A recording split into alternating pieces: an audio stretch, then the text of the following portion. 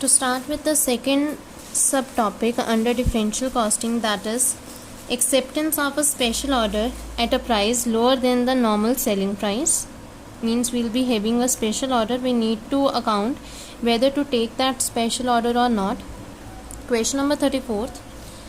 Smart Exports Limited is producing and selling 20,000 units of its products in the home market at a price of 60 per unit.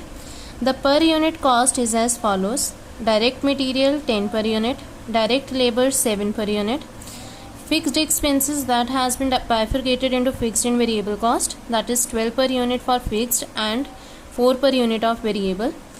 Office and selling expenses divided into fixed and variable. Fixed is 6 per unit and variable is 3 per unit. An importer from Australia placed an order for 6,000 units at a price of 30 per unit. These 6,000 units are part of special order.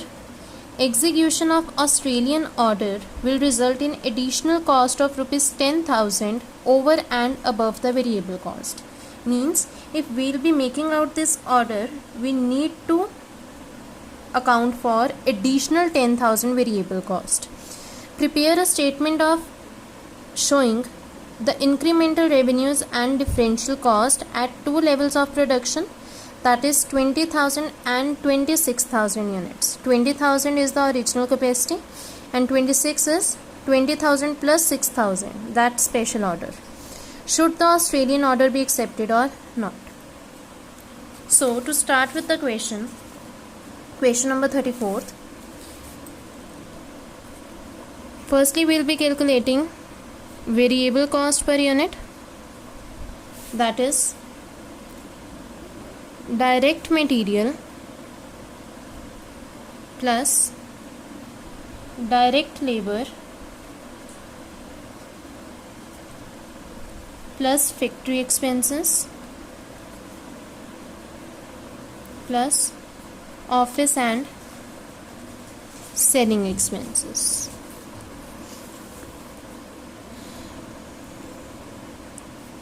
It is rupees 10 plus rupees 7 plus rupees 4 plus rupees 3 equals to rupees 24. So the total variable cost per unit is 24. Fixed cost, factory expenses plus office and selling expenses.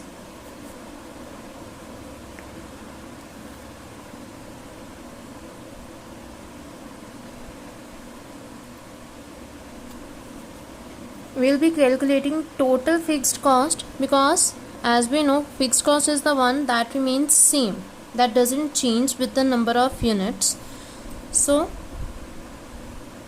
factory expenses is 12 per unit, 20,000 multiplied by 12 plus office and selling expenses are 6 per unit, 20,000 multiplied by 6.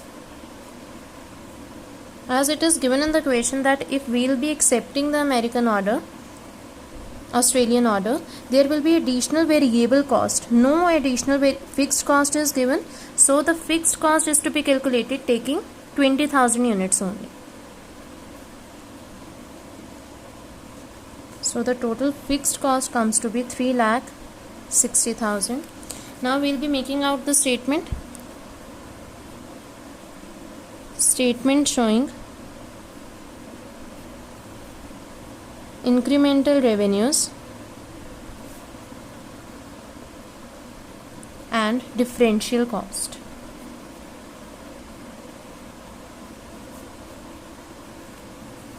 Output in units, that is 20,000 and 26,000. Sales in rupees, this is 20,000 multiplied by 60 per unit, 12 lakh.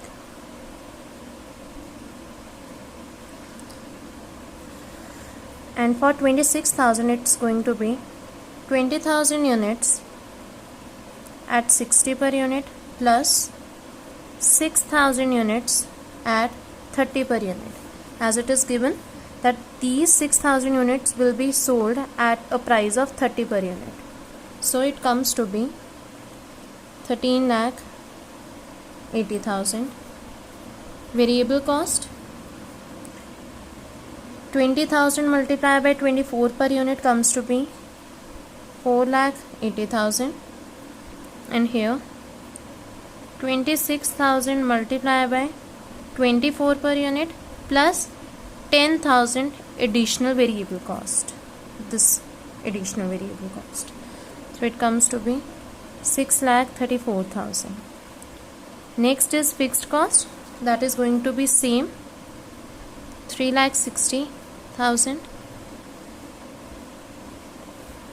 So the total cost comes to be 4,80,000 plus 3,60,000, 8,40,000, and 6,34,000 plus 3,60,000, 9,94,000. Incremental revenues and differential cost. Incremental revenues will be 13,80,000 minus 12,00,000, 1,80,000, and differential cost 9,94,000 minus 8,40,000, it comes to be 1,54,000. So as we see, our incremental revenues are more than the differential cost, so this is our optimal level of production. Should the American order be accepted? We were asked in the question that should we accept that 6,000 orders unit or not. We will be accepting that order because if we accept 6,000 units Australian order, we will get additional profits that will be calculated as incremental revenues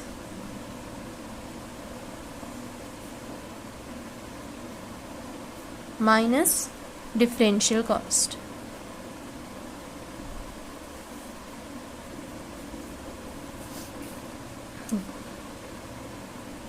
One lakh 80 minus 1,54,000 comes to be 26,000.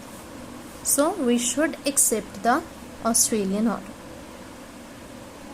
With this, we are done with the second subhead. Thank you.